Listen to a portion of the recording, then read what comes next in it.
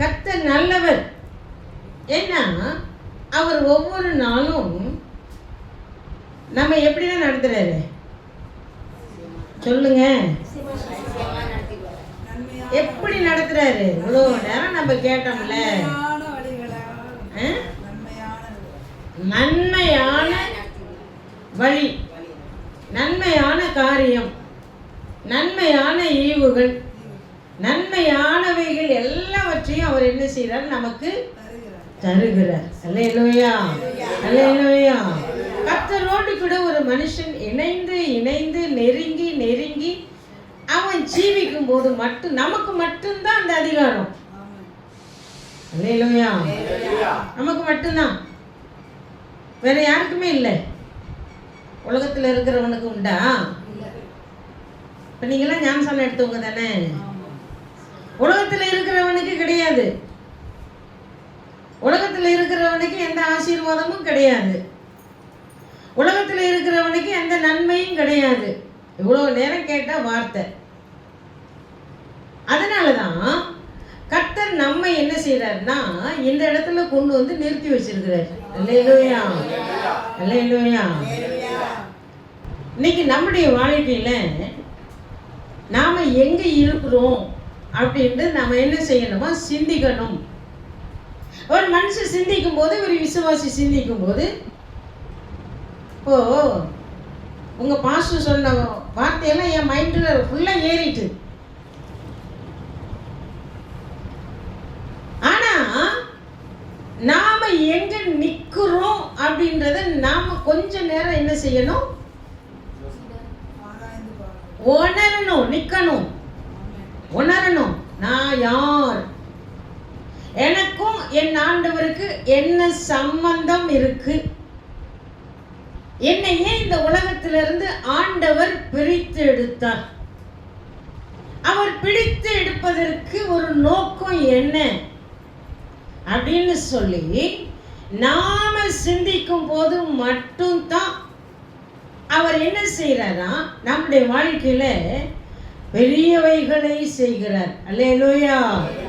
அதுதான் இது உபவாச கூட்டம் என்றதுனால நான் சில காரியங்களை நான் எடுத்துட்டு வந்தேன். ஆனால் அது எல்லாமே தேவனுடைய வார்த்தைன்னு சொல்ல முடியாது. அது ஆலோசனையாகவே உங்கள் ஊழியக்காரர் சொல்லிட்டேன். ஆனால் நான் 2-3 வார்த்தை மட்டும்தான் சொல்ல போகிறேன். எனக்கு டைம் பத்தாது. ஆனால் நாம் ஏன் ஜெபிக்க வேண்டும்? நாம் ஏன் ஜெபிக்க வேண்டும்? ஜெபிக்க வேண்டியதுக்கு காரணம் என்ன? அப்ப நாம ஜெபித்தால் என்ன நடக்கும்? அப்ப ஜெபிக்கிற மனுஷனுக்கும் ஜெபிக்காத மனுஷனுக்கும் வித்தியாசம் இருக்கிறது. அல்லேலூயா, அல்லேலூயா. ஜெபிக்கிறவர்களுக்கும் ஜெபிக்காத ஒரு விசுவாசிக்கும் ஊழியக்காரர்களுக்கும் வித்தியாசம் உண்டு. அப்ப ஜெபிக்கிற மனுஷன் யாருக்காக ஜெபிப்பானா? மக்களுடைய ரட்சிப்புக்காக, ஊழியக்காரர்களுக்காக, அரசாங்கத்திற்காக. இப்ப சொன்னார் ஊழியக்காரர் என்ன சொன்னாரு?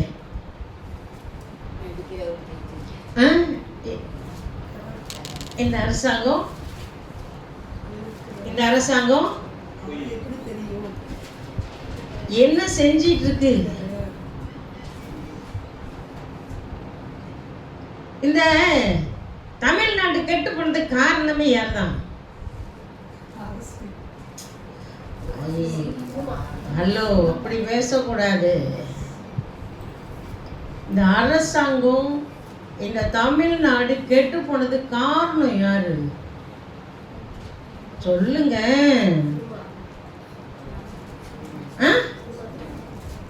யாரு? நம்ம தாங்க. நம்ம தான் காரணம். நாம தான் என்ன செய்யல? ஜெபிக்கல. நாம தான் தேவனுடைய சித்தத்தை அறியல. அல்லேலூயா. அதனாலதான் அவர் சொல்றாரு, நாம இன்னும் என்ன செய்யணும்? வரப்போகிற நாட்கள் பயங்கரம். வரப்போகிற நாட்கள் கிறிஸ்தவனுக்கு பயங்கரம், கிறிஸ்தவன் அல்லாதவனுக்கு அல்ல. தேவனை தொழுது கொள்ளுகிறவனுக்கும், தேவனோடு கூட நெருங்கி இருக்கிறவனுக்கும், தேவனோடு சம்பந்தம் இருக்கிறவனுக்கும், ஜெபிக்கிறவனுக்கும் இந்த நாட்கள், இந்த வருஷங்கள் கொடிய காலங்களாய் அமைய போகிறது.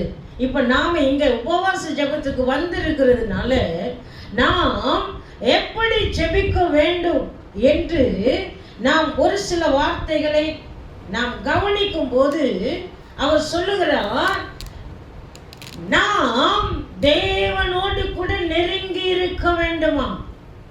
இப்ப யாரெல்லாம் சாத்தான் என்ன இவ்வளவு நேரம் மந்திரம், சூனியம், செய்வனை எல்லாமே என்ன செஞ்சோம், இப்ப கேட்டோம். குடும்பம் எப்படி இருக்கணும், குடும்பம் எப்படி கட்டப்படணும், குடும்பத்துல என்ன நடக்கணும், கணவன் எப்படி இருக்கணும், மனைவி எப்படி இருக்கணும், பிள்ளைகள் யார் பேச்சை கேட்கணும், எல்லாம் ஊழியக்காரர் என்ன செய்தாரு, சொன்னாரு. ஆனா இந்த வீடு கட்டப்படுவதற்கு என்ன செய்ய வேண்டும், வீடு கட்டப்படுவதற்கு நான் என்ன செய்ய வேண்டும் அப்படின்னு சொல்லி நம்ம பார்த்தோம்னு சொன்னா சொல்றாரு. யாத்திரையாகம புஸ்தகம் 34ஆம் அதிகாரத்துல ஒரு வசனம் சொல்லப்பட்டிருக்கிறது.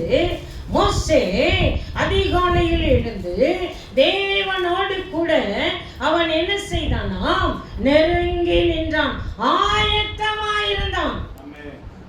அல்லேலூயா, அல்லேலூயா.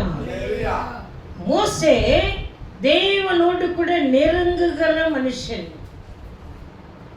யோசுவா தேவனோடு கூட நெருங்கி இருக்கிற அந்த மோசே அந்த மலை அடிவாரத்துக்கு கீழே யோசுவா என்ன செய்தாராம், உட்கார்ந்து இருந்தாராம். அப்போ மோசேக்கும் தேவனுக்கும் இடையில் நல்ல உறவு, யோசுவாவுக்கும் தேவனுக்கும் நல்ல உறவை அவர் சம்பாதித்து கொண்டிருந்தாராம். அல்லேலூயா. அதனாலதான் மோசேக்கு தேவன் கொடுத்த அந்த காரியங்களை விட யோசுவா கானான் தேசத்துக்குள்ளே இஸ்ரவேல் ஜனங்களை அழைத்து கொண்டு போகிறதற்கு ஒரு பெரிய வரைபடத்தை யோசுவாவுக்கு தேவன் கொடுத்தார். அல்லேலூயா. இன்றைக்கு மோசே காத்திருந்தது போல நீ காத்திருக்கலாம். ஆனா நீ எங்க இருக்கிறாய்? நிறைய வார்த்தைகள் கேட்கலாம், நிறைய வசனங்கள் கேட்கலாம், நிறைய காரியங்களை சிந்திக்கலாம், நிறைய காரியங்களை நம்ம கேட்கலாம். ஆனா நாம எங்க இருக்கிறோம்? நாம எதை பிடிச்சிருக்கிறோம்? அல்லேலூயா, அல்லேலூயா, அல்லேலூயா. நான் எங்க நிக்கிறேன் ஆண்டவரே? கேட்கணும். நான் எங்க இருக்கிறேன்? நான் எந்த இடத்துல நிக்கிறேன்? நான் ரட்சிக்கப்பட்டது உண்மைதான், நான் மனம் திரும்பி இருக்கிறது உண்மைதான், அபிஷேகம் பெற்று இருக்கிறது உண்மைதான். ஆனா நான் நிக்கிற இடம் எங்க? நான் சரியான இடத்துல நிக்கிறேனா இல்ல உங்களுக்கு விலகி தூரமா நிக்கிறேனா அப்படின்னு நாம என்ன செய்யணும்னா ஆராய்ந்து அறிந்து நாம தேவனுக்கு முன்னாடி நம்மை நாமே ஒப்புரவாக்கணும். அல்லேலூயா, அல்லேலூயா.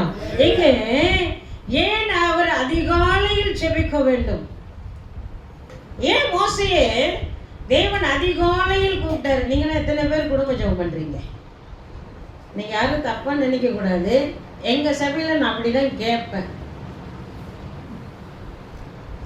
எத்தனை பேர் குடும்ப ஜெபம் பண்றீங்க? எத்தனை மணிக்கு எழும்புறீங்க? ஒரு ஆள் மட்டும் தான் கை தூக்குறாங்க.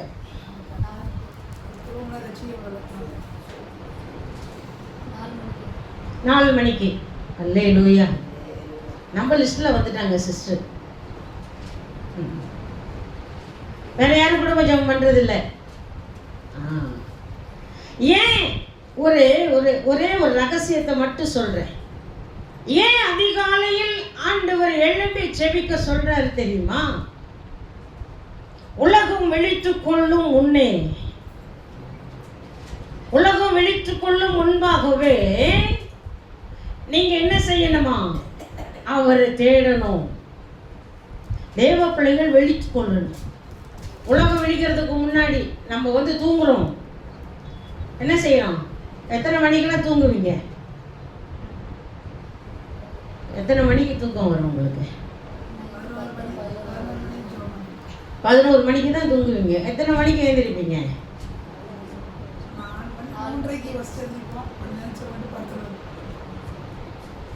வழக்கமா எழுவது எத்தனை மணிக்கு? 3:30 மணிக்கு எழுந்து திருப்பி படுத்துருவோம். அதுக்கப்புறம் 7 மணி, 6 மணி. ஆனா 6 மணிக்குள்ள விடிச்சிருதுல்ல. உலகத்துல இருக்கிற மக்கள்லாம் என்ன செய்யறாங்க? நடமாட ஆரம்பிச்சிடுறாங்க. ஆனா தேவன் சொல்றாரு, உலகம் விழிக்கிறதுக்கு முன்னே, உலகம் விழித்து அவரவர் தேவர்களை பார்க்கும் முன்னே தேவ பிள்ளைகள் விழித்து தன்னை உண்டாக்கின வானத்தையும் பூமியையும் சமுத்திரத்தையும் சமுத்திரத்தின் ஆழங்களையும் உண்டாக்குன தேவனை பார்க்கணுமா? யாரு? நீங்களும் நானும். அல்லேலூயா, அல்லேலூயா. அதனாலதான் கர்த்தர் நமக்கு சொல்லுகிற ஒரு வார்த்தை என்னன்னா, தேவனோடு கூட ஒரு மனுஷன் நெருங்கி நிற்கும் போது அவன் எங்க நிற்கிறான்? ஜெபிக்கிற மனிதன் எங்க இருக்கிறான்? ஜெபிக்கிற மனிதனுக்கும் ஜெபிக்காத மனிதனுக்கும் வித்தியாசத்தை கண்டுபிடிக்க முடியுமா? முடியும், முடியுங்க.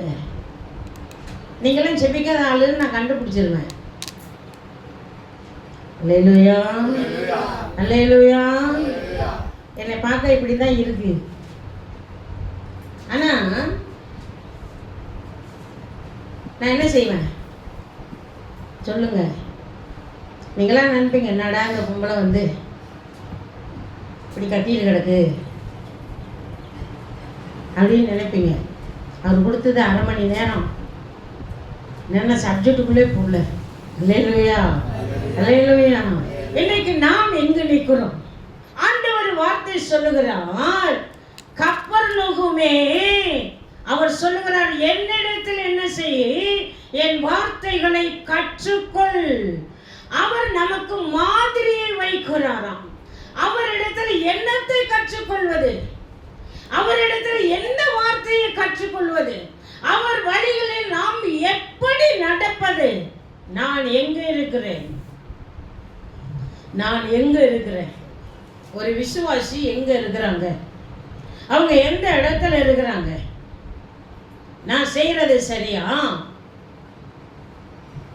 நான் செயல்படுகிற காரியம் சரியா? நான் நடக்கிற பாதை சரியா? அப்படின்னு சொல்லி நாம் ஒவ்வொரு நாளும் சிந்திக்கும் போது அவர் சொல்லுகிறார், என்னிடத்தில் கற்றுக்கொள்ளுங்கள், என்னிடத்தில் கற்றுக்கொள்ளுங்கள். ஆண்டவரிடத்தில் என்னத்தை கற்றுக்கொள்ளுகிறது? யோவான் எழுதின சுவிசேஷம் 13ஆம் அதிகாரத்தில் 15வது வசனத்திலே சொல்லுகிறார், அவர் நமக்கு மாதிரியை வைத்து போனாராம். அல்லேலூயா, அல்லேலூயா. எதற்கு மாதிரி? நீ இப்படிதான் இருக்கணும், நீ இப்படிதான் இருக்கணும், குடும்பத்துல இப்படிதான் இருக்கணும், கணவனுக்கு எப்படிதான் இருக்கணும், கணவன் மனைவிக்கு எப்படிதான் இருக்கணும். எப்படி எப்படி இருக்கணும்? சாட்சியா இருக்கணும்.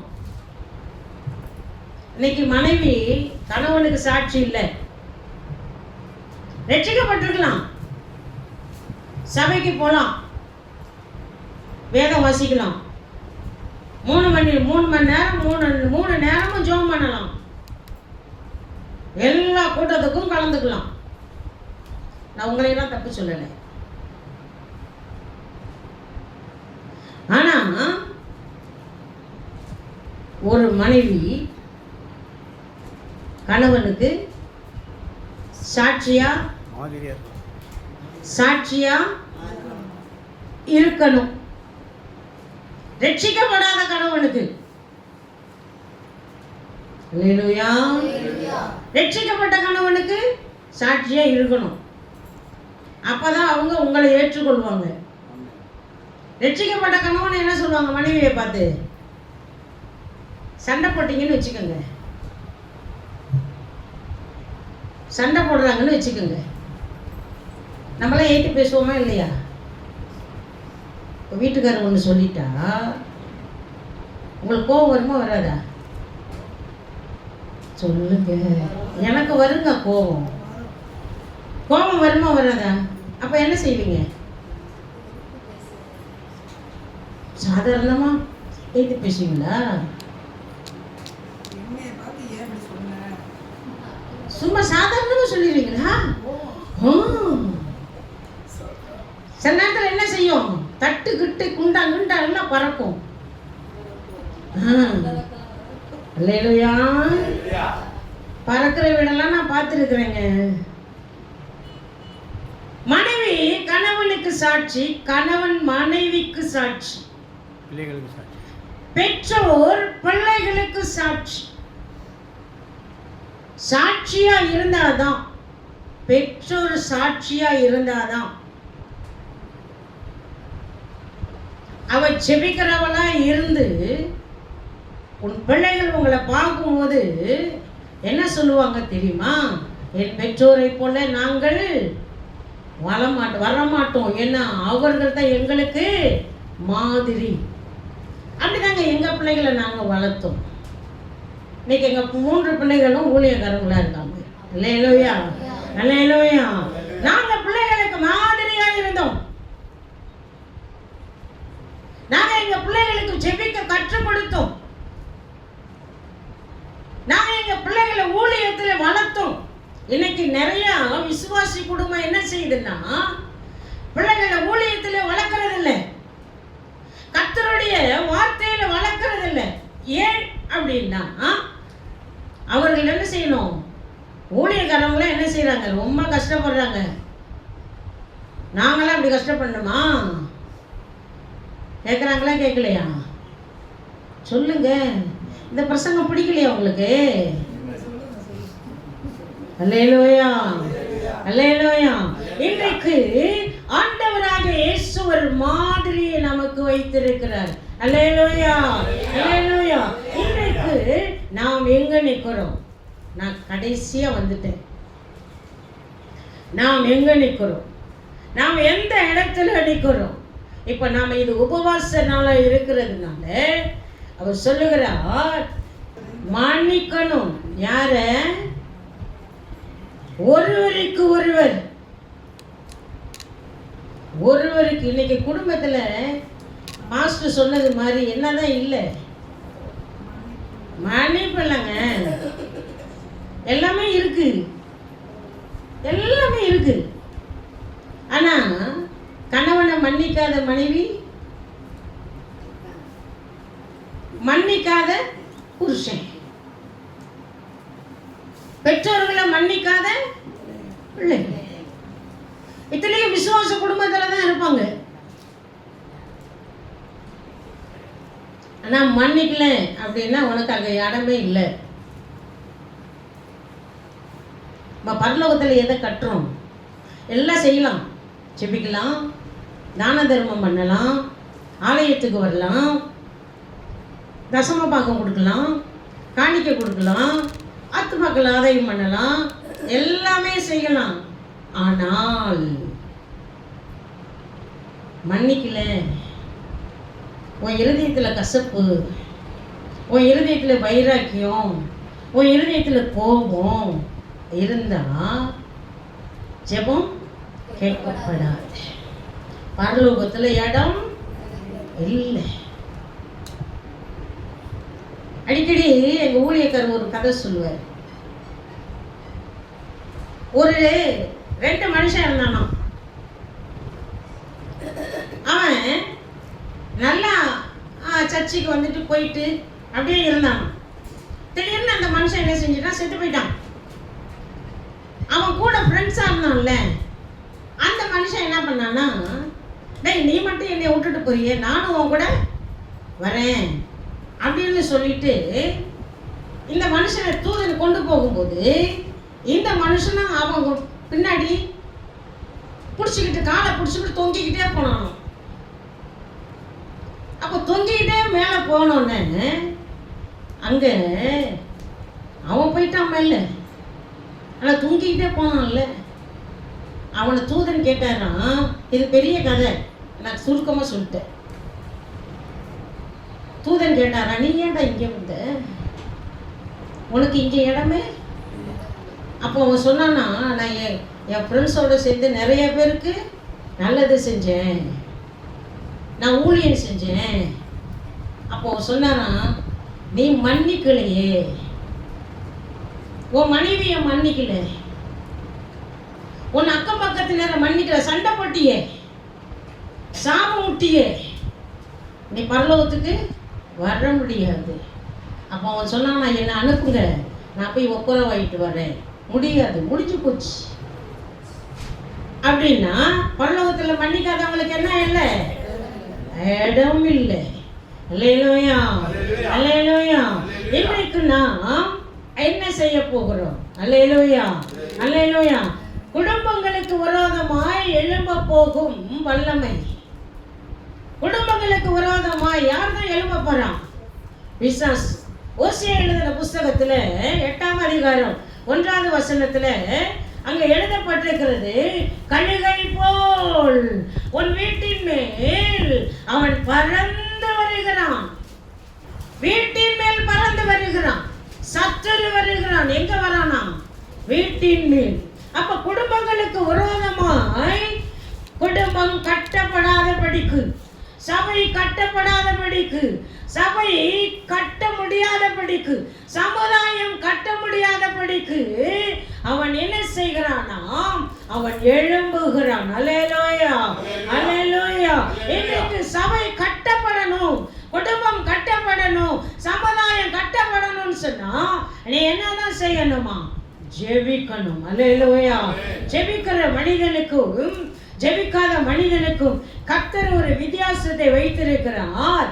அதுதான் ஜெபிக்கிறவர்களுக்குள்ளே ஒரு இருக்கிற அபிஷேகம், ஒரு நல்ல தரிசனம்.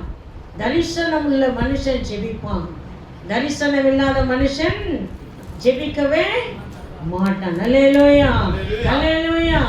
ஆழமான ஆவிக்குரிய அனுபவம்.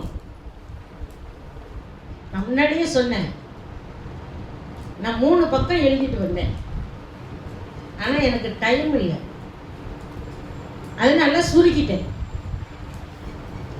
ஆழமான அனுபவம். எத்தனை பேர் என்ன அனுபவம் வேணும்? ஆழமான. ஏன் அப்படின்னா, உபவாசத்தோடு ஒரு மனுஷன் ஜெபிக்கும் போது, உபவாசத்தோடு அவன் மன்றாடி ஜெபிக்கும் போது, உபவாசத்தோடு ஆவியில நிரம்பி ஜெபிக்கும் போது அவனுக்குள்ளே ஆவியானவருடைய அனுபவம் ஆழங்களும் உண்டாக்குமா. அதுதான் இயேசு கிறிஸ்துவின் இரத்தத்தினாலே அவர் நம்மை மூடுகிறாராம். வெளிப்படுத்தின சுவிசேஷத்தில் சொல்லப்பட்டிருக்கிறது 12ஆம் அதிகாரம் 11வது வசனத்தில், ஆட்டுக்குட்டியின் இரத்தத்தினால் அவர்களை ஜெயித்தார்கள். ஆட்டுக்குட்டியின் ரத்தம் ஒரு மனுஷனுக்குள்ளே இருக்கும் போது அவர் என்ன செய்கிறாராம்? ஆழமான அனுபவத்துக்குள்ளே கொண்டு போகிறது மாத்திரமல்ல, அவர் என்ன செய்கிறாராம்? நம்மை மூடுகிறார். அல்லேலூயா, அல்லேலூயா. அவர் நம்மை மூடுகிறது மாத்திரமல்ல, அவர் நம்மோடு கூட நடக்கிறார். அல்லேலூயா, அல்லேலூயா. அதனால தான் நாம் ஒவ்வொரு நாளும் நாம் என்ன செய்யணும்? நெருங்கி இருக்கிற அனுபவத்தை நாம் என்ன செய்யணும்? பயிற்சி வைத்துக் கொள்ள. இனி இருக்கிற நாட்கள் பயங்கரமான நாட்களுக்குள்ளே நாம் என்ன செஞ்சிருக்கிறோம்? வந்து கொண்டு இருக்கிறோம். ஒரு பயங்கரமான நாள் என்ன செய்யும் அப்படின்னா, நம்மை ஆவிக்குரிய ஐக்கியத்திலிருந்து நம்மை பிரித்து விட. ஆவிக்குரிய ஐக்கியம், சபையின் ஐக்கியம், குடும்பத்தின் ஐக்கியம், பிள்ளைகளின் ஐக்கியம், விசுவாசிகளின் ஐக்கியம், ஜெப ஐக்கியம், இவை எல்லாவற்றிலிருந்தும் அது என்ன செய்யுமா? பிரித்து விடும். நாம ஜாக்கிரதையா இருக்கணும். நாம என்ன செய்யணும்? ஜாக்கிரதை. ஒரு சுவை நிறைந்த வாழ்க்கை. கர்த்தர் நல்லவர் என்பதை ருசி. ருசிக்கும் போது நமக்கு சுவை நிறைய ஆண்டவர் என்ன செய்கிறாராம், தருகிறார். இந்த கடைசி நாட்களில் நாம் பிரித்தெடுக்கப்பட்ட வாழ்க்கை நமக்கு தேவை. உலகத்தோடு கூட இருக்கக்கூடாது, உலகம் நமக்குள்ளே இருக்கக்கூடாது, உலகத்தோடு கூட நாம் இசைந்து வாழக்கூடாது. உலகத்தோடு கூட நாம் இருந்தால் நாம் பெற்றிருக்கிற ரட்சிப்பு, அபிஷேகம் எல்லாமே என்ன செய்கிறோம், வீணாக போயிடும். அதனால தான் நாம் ஒவ்வொரு நாளும் நாம் தேவனுக்குள் என்ன செய்யணும், மறைந்து இருக்கணும். மறைக்கப்பட்ட ஒரு விசுவாசி, மறைந்திருக்கிற விசுவாசிக்கு தான் தேவன் நிறைய காரியங்களை அவர் வெளிப்படுத்துவார். அல்லேலூயா, அல்லேலூயா. இன்றைக்கு இந்த உபவாசம், இன்றைக்கு 7 வார்த்தை சொல்லிட்டு நான் முடிக்க போறேன். அல்லேலூயா, அல்லேலூயா. அறுப்பு காலம் சமீபமா இருக்கிறது. அறுவடை மிகுதி, அறுப்பு காலம் சமீபம், ஆட்கள் குறைவு. இல்லைங்க, சபையிலே ஆட்கள் இல்லைங்க. நாம் என்ன செய்ய போறோம்? உபவாசமும் ஜெபமும் அக்கா தங்கச்சி மாதிரி. நீ உபவாசித்து ஜெபிக்கும் போது, ஜெபித்து உபவாசிக்கும் போது, ஜெபமும் உபவாசமும் ஒன்றுக்கு ஒன்று என்ன செய்யும்? அதைத்தான் சங்கீதத்தில் தாவீது எழுதுகிறார், ஒன்றை ஒன்று கர்த்தரிடத்தில் ஒன்றை நான் கேட்டேன், அதையே நான் நாடுவேன். கர்த்தருடைய மகிமையை நான் பார்க்கும்படி, அவருடைய ஆலயத்தில் ஆராய்ச்சி செய்யும்படி நான் என்ன செய்வேன்? அவருடைய ஆலயத்திலே தங்கி இருப்பேன். ஒன்றை ஒன்று அது சேர்ந்து கொள்ளும் தேவனுடைய ஆலயத்துக்குள். அல்லேலூயா, அல்லேலூயா. இந்த உபவாசம் என்ன செய்யுமா? 7 வார்த்தை முடிக்க போறேன். இந்த உபவாசம் தாழ்மையை, சுபாவத்தை, என்ன சுபாவத்தை? தேவனுடைய சுபாவத்தை கொண்டு வரும். அல்லேலூயா. உபவாச ஜெபம் என்பது நம்மை தாழ்மையை உண்டாக்கும், நல்ல சுபாவத்தை நமக்கு உருவாக்கும். அடுத்தது 2வது பார்த்தீங்கன்னா, தேவனுக்கென்று உழைக்கவும் பணிபுரியவும் ஆத்துமாக்களை ஆதாயம் பண்ணவும் இந்த உபவாசமும் இந்த ஜெபமும் நமக்கு உதவி செய்கிறது. அல்லேலூயா, அல்லேலூயா. 3வது பார்த்தீங்கன்னு சொன்னா, ஜெபத்தை பற்றி அது நம்முடைய கவனத்தை தீவிரப்படுத்துகிறது. உபவாசமும் ஜெபமும் அது என்ன செய்யுதாம்? ஜெபத்தை பற்றி தீவிரமாய் ஜெபி. அமர்ந்திருக்காதே, உட்கார்ந்திருக்காதே, நான் உன்னோட பேச விரும்புகிறேன்னு சொல்லி இந்த உபவாசம் என்பது, இந்த ஜெபம் என்பது நம்மை தீவிரப்படுத்துகிறதாம். அல்லேலூயா, அல்லேலூயா. 4வது காரியம் என்ன அப்படின்னா, இந்த உபவாசம் என்ன செய்யுதுன்னா, நம்முடைய தீர்மானத்தை அவர் சொல்லுதான். அல்லேலூயா. நம்முடைய தீர்மானம் என்ன? நான் எங்க இருக்கிறேன்? நான் யார்? நான் எதற்காக இங்க வந்திருக்கிறேன்? எதற்காக என் ஆண்டவர் என்னை தெரிந்து கொண்டார்? நான் என்ன செய்ய ஆண்டவர் விரும்புகிறார் அப்படின்னு சொல்லி எனக்குள்ளே தீர்மானிக்க உதவுதாம். அல்லேலூயா. ஒரு தீர்மானம் ஒரு விசுவாசிக்குள்ளே இருக்கும்போது அந்த தீர்மானத்தை வைத்தே அவன் எல்லா காரியத்தையும் செய்ய முடியும். தானியேலுக்குள்ளே ஒரு தீர்மானம் இருந்ததுனால தான் பாபிலோனுக்குள்ளே ஒரு பெரிய அதிகாரியாய் ஆண்டவர் மாற்றினார். இன்றைக்கு நமக்குள்ளே இருக்கிற ஒரு தீர்மானம் என்ன அப்படின்னு சொல்லி நம்ம ஒவ்வொரு நாளும் நம்ம சிந்திக்கணும். அல்லேலூயா. 5வது காரியம் உங்கள் விசுவாசத்தை வளர்க்கிறது. ஜெபமும் சொல்லுங்க, உபவாசமும் என்ன செய்யுது? விசுவாசத்தை வளர்க்கும். இங்க எப்படிதான் இருக்கணுங்க? சொல்றதே கேளுங்க, விசுவாசமா இருங்க, என்னிடத்துல விசுவாசமா இருங்கன்னு சொல்லி ஆண்டவர் சொல்லுகிறது போலவே நம்முடைய விசுவாசம் என்ன செய்யலாம்? வளருது. அல்லேலூயா. 6வது ஒரு காரியம் என்னன்னா, உங்கள் விசுவாசத்தை வளர்க்கிறது மட்டுமல்ல, ஆவியானவரின் செயல்பாட்டுக்குள்ளே. 6வது ஒரு விஷயம், ஆவியானவர் செயல்பாடு. ஆவியானவர் எங்கெல்லாம் நடத்துகிறாரோ அங்கெல்லாம் ஒரு விசுவாசி கடந்து போகணும். சரியான பாதையில் அவர் நடத்துவார். பேசாதன்னா பேசாம இருக்கணும். பேசாதே அப்படின்னு சொல்லுவார். கசப்பா இருக்காதே சொல்லுவார். மண்ணின்னு சொல்லுவார். இப்படி பேசாத, உன் கணவர்கிட்ட இப்படி நடக்காத, உன் பிள்ளைகள்கிட்ட இப்படி நடக்காத, விசுவாசிகள்கிட்ட இப்படி நடக்காத, சண்டை போடாதன்னு சொல்லுவார். ஆனால் என்ன செய்யணும்? ஆவியானவருடைய எத்தனை பேர் பரிசுத்த ஆவி அபிஷேகம் பெற்றிருக்கிறீங்க? அல்லேலூயா. அபிஷேகத்தை வழங்க. இருக்கிற அபிஷேகத்தோட இருக்காதீங்க. வீடு கட்டி கட்டி மாடி மேல மாடி கட்டுற மாதிரி பெற்றுக்கொண்ட அபிஷேகத்திலேயே இருந்தீங்கன்னா அந்த 4 வார்த்தை மட்டும் இல்லை, இன்னும் ஆண்டவருடைய சமூகத்தில் உட்காந்துருங்க. இன்னும் உட்காந்துருங்க. நான் 17 வயசுல ரட்சிக்கப்பட்டேன். 17 வயசுல ஞானசானம் எடுத்தேன். 17 வயசுல அபிஷேகம் பெற்றேன். இப்போ எனக்கு 46 வருஷம் ஆகுது திருமணமாகி. அல்லேலூயா. அன்னைக்கு நாங்கள் எப்படி மணவரையில் 2 பேரும் இருந்தோமோ அன்றையிலிருந்து இன்றைய வரைக்கும் நாங்கள் 2 பேருமே எங்கேயும் தனியே பிரிஞ்சு போகிறதே கிடையாது. அல்லேலூயா. 46 வருஷமாக இதுதான் நடக்குது. அல்லேலூயா. இன்றைக்கு குடும்பம் நமக்கு சரியான ஆவியான ஒரு நடத்துதலுக்குள்ளே என்ன செய்யணுமா? கடந்து போகணும். அல்லேலூயா. கடைசி 7வது ஒரு வார்த்தை, ஊக்கத்தையும் வைராக்கியத்தையும் ஐக்கியத்தையும் விசுவாசத்தையும் அனல் மூட்டி எழுப்பணும். அல்லேலூயா.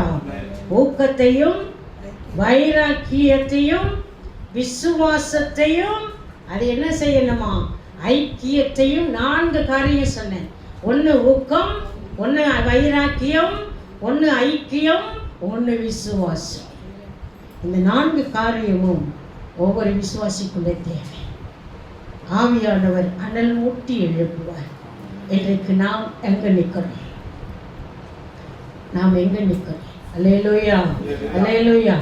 கடைசியா ஒரே ஒரு வசனம், 2 கொரிந்தியர் எழுதின புஸ்தகம் 3ஆம் அதிகாரம் 18ஆம் வசனம் வாசிங்க. நாம் எல்லாரும் திறந்த முகமாய்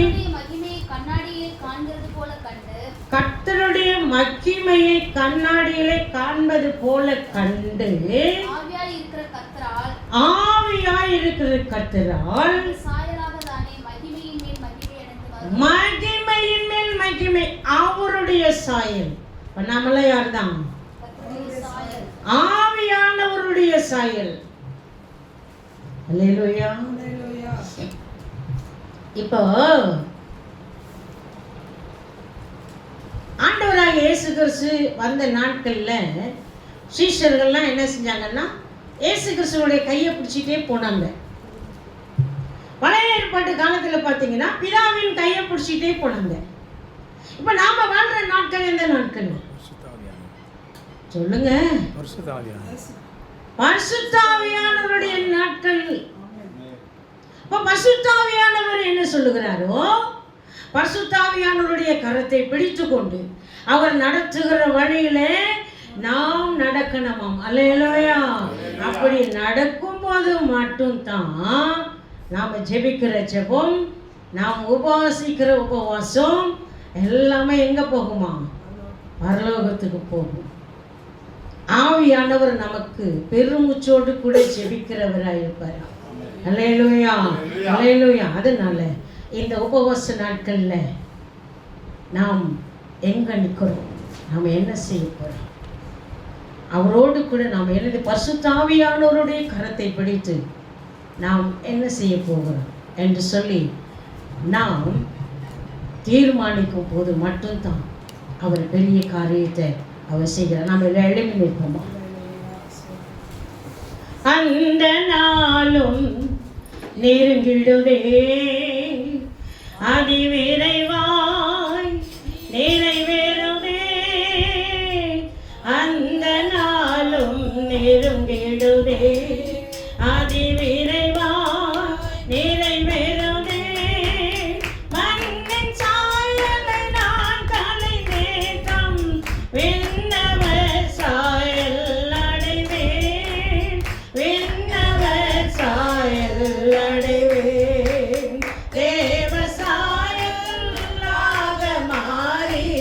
தேவனோடு இருப்பேன், நானும் தேவனோடு இருப்பேன்.